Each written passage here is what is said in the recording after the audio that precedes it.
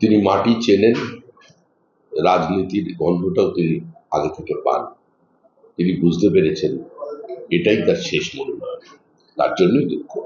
জেনেকুব রায়ের যা অভিযোগ তাতে উঠে এসেছে কমিশনে যাওয়ার পর জ্ঞানেশ কুমার তৃণমূলের প্রতিনিধি দলকে বেরিয়ে যেতে বলেছেন, এমনকি এদেরকে যদি কোট করি তাহলে হচ্ছে গেট লস্ট করে বের করে দেওয়া হয়েছে তৃণমূলের প্রতিনিধিদের, এমনটা অভিযোগ করছে জেনেকুব রায়। শুনে খুব খারাপ লাগছে। হাজারো বাঙালি তো এ রাজ্যের মানুষ, এবং গেট লস্ট যদি বলে দিয়ে থাকে আমারই খারাপ লাগছে শুনে। বারবার এসব ব্যাপার নিয়ে যান কেন? গেলে একটা হিসাব নিকাশ করে যান। একটা মানুষ ওপরে চলে গেছে পৃথিবীর মায়া কাটিয়ে, তাকে জোর করে টেনে ভোটার লিস্টে রেখে দিয়ে তার আত্মাটাকে অতৃপ্ত করে দেওয়া ঠিক? মমতা বন্দ্যোপাধ্যায় তিনি আজকে বলছেন যে তিনি খুব দুঃখের সাথে আজকে নমিনেশন দিয়েছেন, কারণ এত লোকের নাম বাদ গেছে, তারপর একটা ভোট হচ্ছে, সেখানে নমিনেশন দিতে হচ্ছে রাজ্য মুখ্যমন্ত্রীকে। অত্যন্ত দুঃখের সাথে আজকে নমিনেশন দিয়েছে। দুঃখটা স্বাভাবিক। মুখ্যমন্ত্রী 26 বছর বয়স থেকে নির্বাচিত জনপ্রতিনিধি। তিনি অনেক উত্থান পতনকে, মানে রাজনৈতিক উত্থান পতনকে দেহ মন দিয়ে স্পর্শ করেছেন। একটা নতুন দলের জন্ম দিয়েছেন বিজেপির হাত ধরে। অবশ্যই 15 বছর ক্ষমতায় ছিলেন। তিনি মাটি চেনেন, রাজনীতির গন্ধটাও তিনি আগে থেকে পান। তিনি বুঝতে পেরেছেন এটাই তার শেষ মনোনয়ন, তার জন্যই দুঃখ। আপনার প্রতিবেশী খুব কাছে থাকেন সুজিত বসু, আবার তাকে ইডি তলব করেছে এবং কালই হাজিরা দেওয়ার জন্য কথা বলা হয়েছে চিঠিতে। বারবার একজন প্রার্থী রাজ্যের মন্ত্রী সুজিত বসু তাকে ইডি তলব করছে। এর উত্তর তো ইডি দিতে পারে। আমি তো ইডি অফিসের কোনো স্টাফ নই যে আমি উত্তর দেব। তৃণমূলকে কেন ইডি ডাকছে সেটা একমাত্র ইডি বলতে পারে। আর এইসব ঝামেলাগুলো আগে থেকে মিটিয়ে নেননি কেন? এই ভোটের সময় মধ্যে ডাকা ডাকি এসব নিয়ে মানুষও আর খুব একটা উৎসাহী নয়। আমার মনে হচ্ছে ভোটাররাও উৎসাহী নয়। সুজিত বোস এই কেন্দ্র থেকে নির্বাচিত হতে পারবেন না। ইডি ডাকলেও হবেন না, না ডাকলেও হবেন। সুপ্রিম কোর্টের নির্দেশ ছিল যারা বিবেচনা তারা প্রকৃত ভোটার এবং তাদের ভোটটা তোলা উচিত। এটা সুপ্রিম কোর্ট বলেছিল যে ট্রাইব্যুনাল বাদ বাকি লোকেরা যাবে, ট্রাইব্যুনাল নিশ্চিত করতে হবে। তাহলে ফ্রোজেন করে দিলেন কেন? এই প্রশ্ন তুললেন মমতা ব্যানার্জি যে এই ভোটার লিস্ট আজকে যে ফ্রিজ করে দেওয়া হলো এটাই চূড়ান্ত তালিকা বলে। এখনো তো ট্রাইব্যুনালে সেভাবে যেতে পারেনি মানুষ। তিনি কালো কোট পরে আবার চলে যান সুপ্রিম কোর্টে। এর উত্তর বিজেপি কি করে দেবে? আমাদেরও তো প্রবল ক্ষোভ। আমাদের কাছ থেকে যে ফর্ম 7 গুলো ছিনিয়ে নিয়েছিল মুখ্যমন্ত্রীর পুলিশ, বেআইনি ভাবে আগুন লাগিয়ে দিয়েছিল, বিডিও অফিস ভাঙচুর করেছিল, আমাদের বিএলওদের বাড়িঘর ভেঙেছিল, আক্রমণ করেছিল, সেগুলোরই বা কি হলো? আমরা এর ভূমিকায়, নির্বাচন কমিশনের ভূমিকায় কোনো সন্তুষ্ট নই। আমরাও তো বলছি যে আমরা যে সমস্ত অভিযোগ জানিয়েছিলাম সেগুলো অনেক ক্ষেত্রে গ্রাহ্য হয়নি। আমাদের ফর্ম 6 অনেক ক্ষেত্রে গ্রাহ্য হয়নি।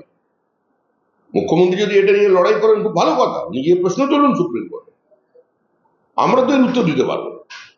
মমতা বন্দ্যোপাধ্যায় বলছেন যে আমি মনে দুঃখ নিয়ে কমিশন দিয়ে তিনি বেরিয়ে বলছেন যে 32 লাখ নাম উঠেছে 1 কোটি 20 লক্ষের মধ্যে, সেটাও আমি কোর্টে গেছিলাম বলে, এবং সেক্ষেত্রে এই 32 লাখের নাম উঠেছে আমি কেস করেছিলাম বলে বাদ গেল 58 লাখ ধুলাই হয়নি, 27 লক্ষের মধ্যে কয়েক হাজার বাকি আছে, 50-60 হাজারের মতো হবে, তাদের ভোটাধিকার দেওয়া উচিত ছিল বলে আমি মনে করি। পরে নাম তুলে কি হবে? ওরা কি এবার আর ভোট দিতে পারবে? মুখ্যমন্ত্রী সুপ্রিম কোর্টে গিয়ে পরিস্থিতিটাকে আরো জটিল করে দিয়েছে। মুখ্যমন্ত্রীর কারণেই বহু ভারতীয় মুসলমান, মতুয়া, হিন্দু উদ্বাস্তু, আদিবাসীর নাম ভোটার লিস্টে ওঠেনি। এটা সম্পূর্ণ ত্রুটিমুক্ত হয়নি প্রসেস, এবং তার জন্য দায়ী হচ্ছে তৃণমূল কংগ্রেস। সম্পূর্ণ পরিস্থিতিকে প্রথম থেকে অশান্ত করে তোলা এবং এসআইআর এর প্রক্রিয়াকে বিপর্যস্ত করা, তৃণমূলের এই এজেন্ডা বাস্তবায়িত করতে গিয়ে তৃণমূল সাধারণ মানুষের ওপরে একটা অভিশাপ নামিয়ে এনেছে, একটা অস্বস্তির মধ্যে তাদের ফেলে দিয়েছে। এর জন্য দায়ী তৃণমূল কংগ্রেস। রাকেশ সিং এর নাম আজ আপনারা না। প্রকাশ করেছেন। আর কিছু আছে মনে লাস্ট মুখ্যমন্ত্রী আজকে বলছেন যে বিজেপি ফোন করে জাজেদের, আর কিছু বললাম না। মুখ্যমন্ত্রী কোথাও কি সুপ্রিম কোর্টের ভূমিকা নিয়েও প্রশ্ন তুলে দিচ্ছে? না, তৃণমূল কংগ্রেস তো স্বাধীন, ওরা তো পশ্চিমবঙ্গকে একটা আলাদা রাষ্ট্র বলে মনে করে। মুখ্যমন্ত্রী যখন প্রধানমন্ত্রী, সেই কাশ্মীরের আগেকার পরিস্থিতি কায়েদে আজম, তো সেরকমই তো বিষয় এখানে চলছে। তবে আমরা সব শেষে বলবো মুখ্যমন্ত্রীর উদ্দেশ্যে, তোমারও তো ক্লান্ত হলো মুঠি, শ্রান্ত হলো মুঠি, অন্যায় হবে না, নাও ছুটি। পুলিশের নিরপেক্ষতা নিয়ে প্রশ্ন তুলে কমিশনে চিঠি পাঠাচ্ছে। হ্যাঁ? পুলিশের নিরপেক্ষতা নিয়ে প্রশ্ন তুলে কমিশনে চিঠি দিল। লেখালেখি করুন, লেখার অভ্যাস ভালো। আরে এতদিন তৃণমূল যা কিছু করবে তার প্রত্যেকটি কথার কি বিজেপির উত্তর দিতে হবে? তৃণমূল তৃণমূলের মতো করুক, আমরা আমাদের কাজ করছি, মানুষ মানুষের কাজ করে দেবে, একদম পরিষ্কার করে দেবে তৃণমূল কংগ্রেসকে। রাজ্য মুখ্য নির্বাচনী আধিকারিককে লেখা চিঠিতে ইসিআই এর পক্ষ থেকে নির্দেশ দেওয়া হয়েছে ভোটের কাজে কোন রকম civic police, green police, student police কোনোভাবেই যেন কোথাও মোতায়েন করা না হয়।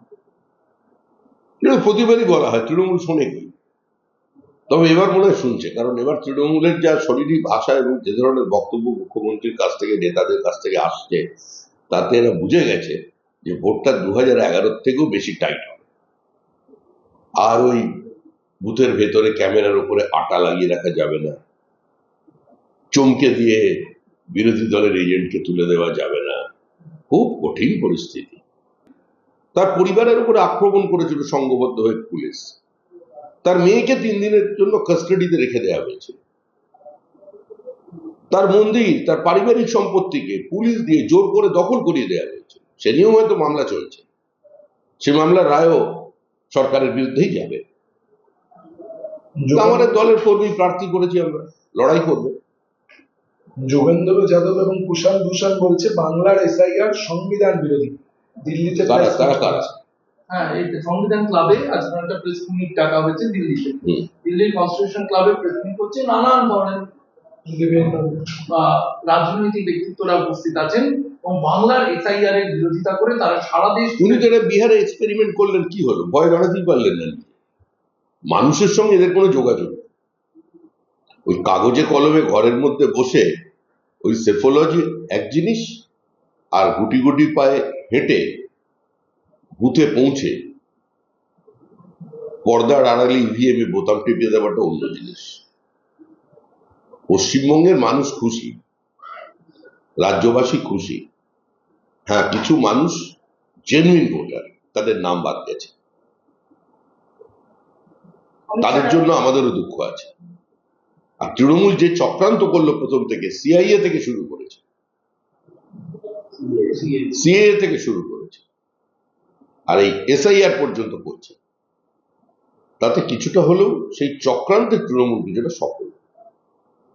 এর প্রতিশোধ মানুষই নেবে, ইভিএম বক্সের প্রতিফলন করবে।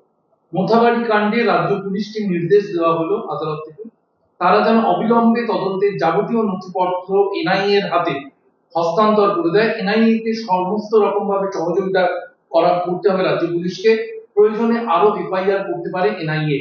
এটা হচ্ছে মোথাবাড়ি কাণ্ডে।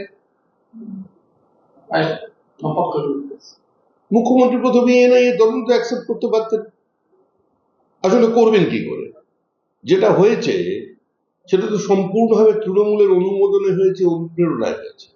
কিন্তু এর অনুমোদন এবং অনুপ্রেরণা, এই বিভাজনের রাজনীতি কোথাও কোথাও যে দেশ বিরোধী শক্তিকে স্বাগত জানাতে সাহায্য করে বা তারা কাজ করে, সে বিষয়টা বোঝার মতো অবস্থায় তৃণমূল কংগ্রেসের নেই। সেজন্য এই ঘটনাগুলো ঘটেছে, এবং এই ঘটনা প্রকৃত চিত্র মানুষের সামনে উঠে আসবে এনআইএ তদন্ত হলে। তবে অনেক তদন্ত তো হচ্ছে, অনেক সংস্থাকে কষ্ট করতে হচ্ছে।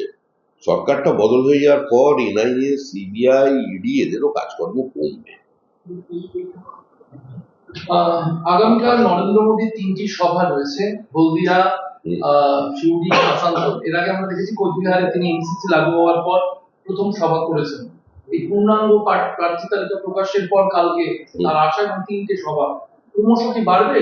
রাজ্য সভাপতি, বিরোধী দলের প্রধান সেনাপতির পরিকল্পনা কি? দেশের প্রধানমন্ত্রী আসবেন, আবার আসবেন, বারবার আসবেন। স্বরাষ্ট্রমন্ত্রী 17 দিন পশ্চিমবঙ্গে থাকবেন, বহু নেতা আসবেন, যোগীজি আসবেন, ভিন্ন ভিন্ন রাজ্যের মুখ্যমন্ত্রীরা আসবেন। আর সবচেয়ে বড় যেটা আনন্দের বিষয়, পৃথিবীর বিভিন্ন প্রান্তে যে বাঙালিরা থাকেন, যারা কেউ কেউ সে দেশেরই ভোটার হয়ে গেছে, তারাও আসবেন। তারাও তাদের আত্মীয় পরিজনদের কাছে আসবেন এই সরকারটা যাতে সরে যায় তার জন্য।